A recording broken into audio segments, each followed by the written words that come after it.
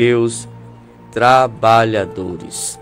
Queridos irmãos, queridos amigos, queridos ouvintes que estão aqui sintonizados conosco, nós estamos, como já disse, comemorando o Dia dos Pais.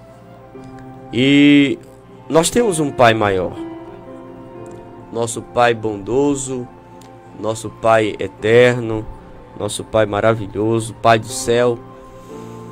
E tem tanta gente que se enquadra nesse contexto da história do filho pródigo. E eu quero trazer uma mensagem de Deus para você, filho pródigo, que está tão longe da casa do Pai. Mas, através desta mensagem, eu acredito que o Senhor irá te alcançar. Volta ao lar. Volta ao lar. Bom, nós vamos perceber alguns detalhes que aconteceram dentro desta parábola contada por Jesus. Primeira coisa que a gente vai perceber e que se destaca nesse texto são atitudes erradas. Que a gente vai ver essas atitudes sendo praticadas por esse filho pródigo. Primeiro, ele foi obstinado, né? E obstinado é uma pessoa que insiste no erro.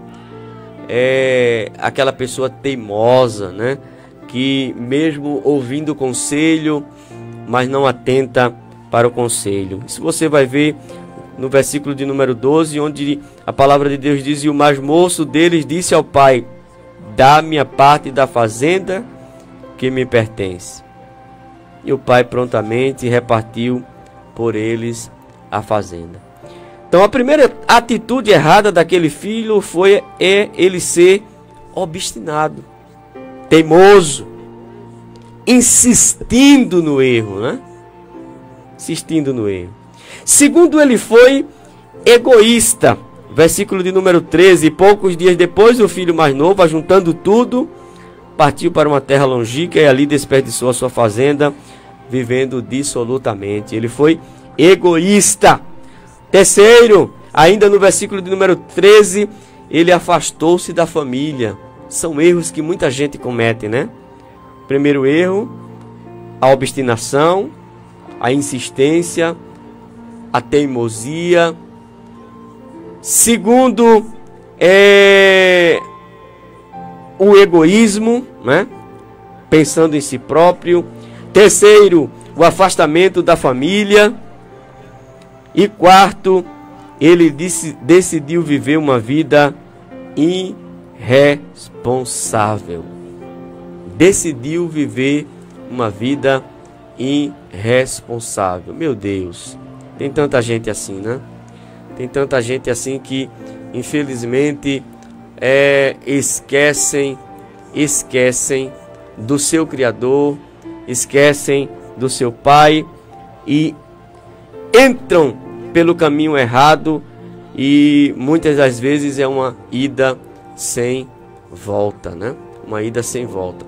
Mas, em nome de Jesus, eu quero chamar a tua atenção e vamos ver o que a palavra de Deus ela diz para nós. Primeiro, nós apontamos, nós notificamos as atitudes erradas. Ele foi obstinado, ele foi egoísta, ele afastou-se da família, ele decidiu viver uma vida irresponsável. O texto diz que viveu dissolutamente, né? Dissolutamente foi a vida daquele rapaz. Segundo, depois dessas atitudes erradas, vem as consequências. Porque tem gente que muitas das vezes não para entender essa realidade, né? Que para cada ação vem uma reação, vem as consequências. E as consequências muitas vezes, oh meu Deus, né? É terrível, terrível mesmo. Mas vamos lá.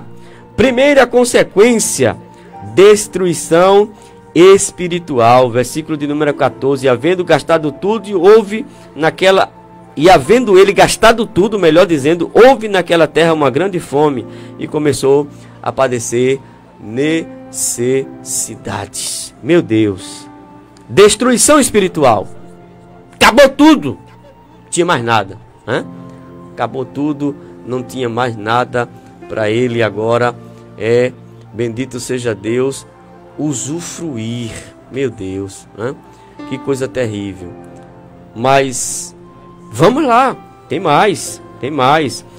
Segunda consequência, humilhação. Versículo de número 15. Foi e chegou-se a um dos cidadãos daquela terra, o qual mandou para os seus campos a apacentar porcos. Veja, ele tinha tudo, gente.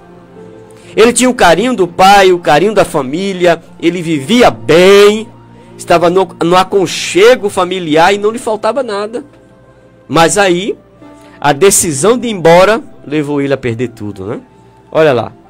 Destruição espiritual e humilhação.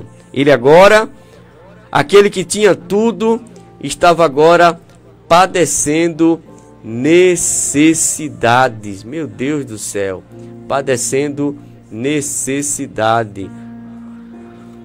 E a humilhação de estar agora apacentando porcos. Terceiro, como já disse, ele começou a sentir fome. Versículo de número 16. E desejava encher o seu estômago com as alfarrobas ou bolotas que os porcos comiam, e ninguém lhe dava nada.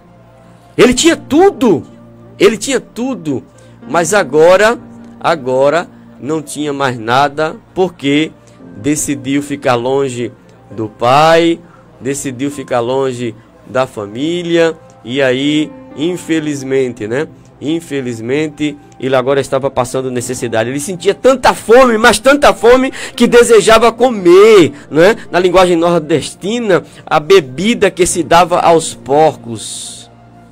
Mas nem isso ele tinha, nem isso ele podia, né? Nem isso ele podia.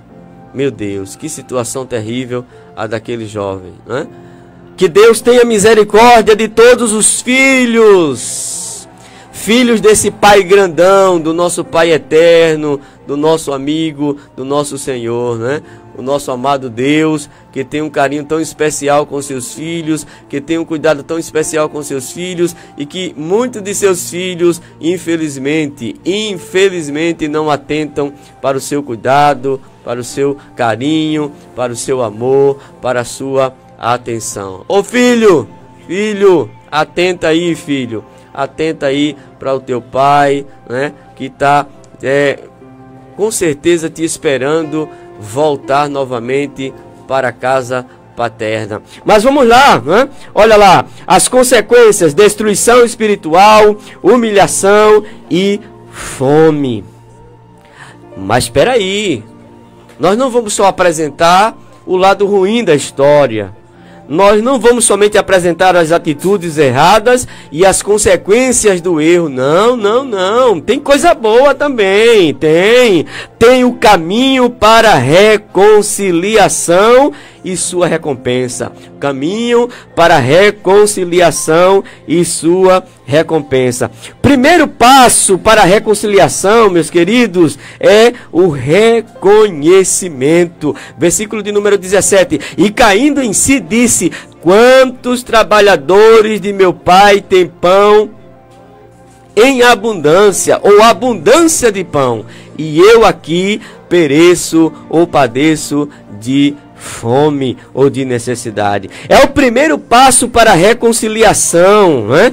O reconhecimento. Ele entendeu, ele parou para refletir e entendeu que o lugar em que ele estava era um lugar de necessidade, um lugar de carência, um lugar em que ele padecia, e ele entendeu que nos braços do Pai, na casa do Pai, ele tinha tudo que ele precisava, ele tinha tudo que ele necessitava. Bendito seja esse eterno Deus para todo o sempre. Aleluia, glória a ele de eternidade a eternidade. Mas vamos lá, segundo passo é a resolução. Resolução é o ato ou efeito de resolver-se. É um momento de decidir aquilo que quer da vida. Resolução é o segundo passo, versículo de número 18. Levantar-me-ei e irei ter com meu Pai. Resolução é o momento de refletir, de decidir, de fazer algo, de resolver-se. Não fique parado aí, não fique prostrado aí, não. Resolva-se. Tome uma decisão. Levante-se. Tome uma atitude. Terceiro passo para a reconciliação é o arrependimento. Versículo 18, parte B, o versículo 19. Olha aí. Atitude. Pai, pequei contra o céu e perante ti. Já não sou digno de ser chamado teu filho. Faze-me como um dos teus trabalhadores. Arrependimento.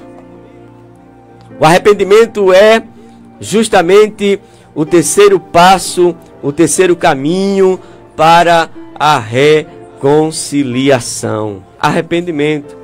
Segundo, aleluia, bendito seja Deus, ou melhor, quarto caminho, né? Quarto passo é o regresso. Versículo de número 20.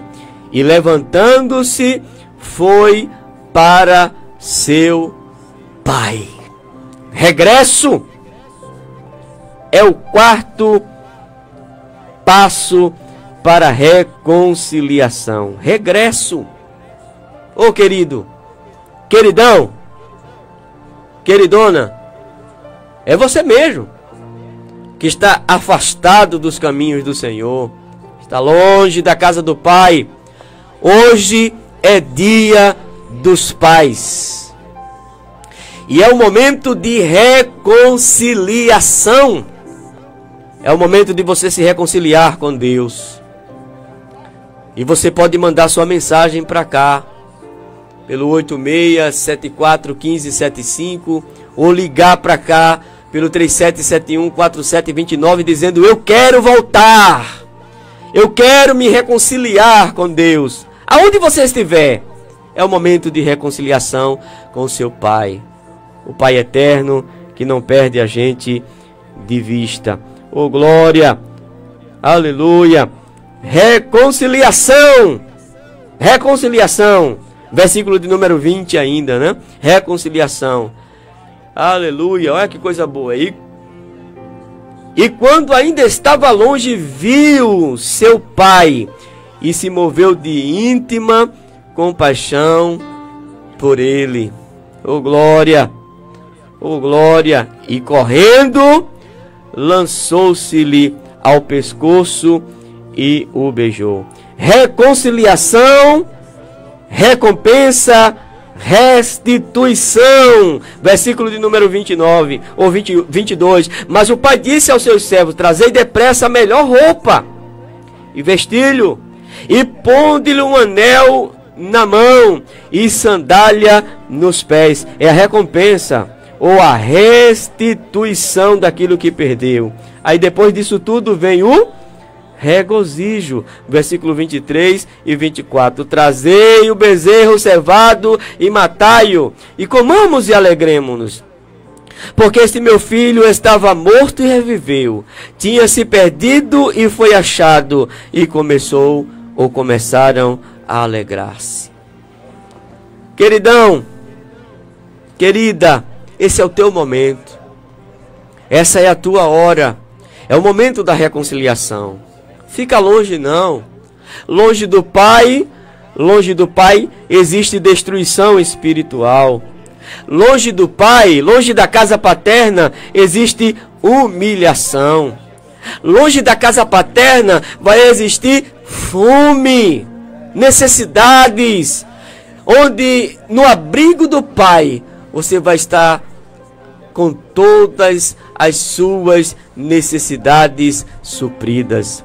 Então volta volta depressa, volta ao lar, vem para a casa do Pai. O Mestre, o Senhor está cá e chama-te.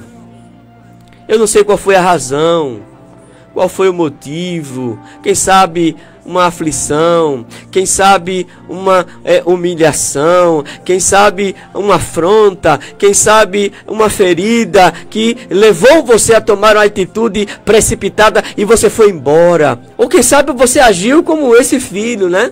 Mesmo tendo tudo, quis ter experiências novas, longe da casa do Pai. E é um perigo ficar longe da casa do Pai. Por isso volta, filho. Volta nesta tarde, neste dia. Marca esta data na tua vida. Dia dos Pais, dia de reconciliação. Dia de volta à casa paterna. Oh, glória.